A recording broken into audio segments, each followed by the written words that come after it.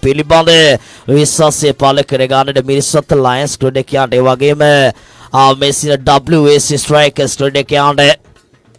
එවරා පාරා කෙල්ල කරනවට පාදයක් සුරක් ඉවරක් ගන්නවා සමගින් රවිෂ්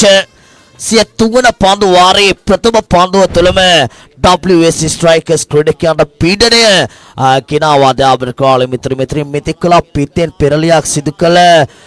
සුරාජ් දැන් ක්‍රීඩා පිටේ නිවත් වන්නේ නාකු පිටිකරුවා ලහිරු ක්‍රීඩා පිටට සම්බන්ධ වන්නේ අපූර්ව තරග මාලාව එල්පීටිය ප්‍රීමියර් ලීග් තරග මාලාව දාබර කාලේ මිත්‍ර මේ නලින්දගේ සංකල්පය තුළ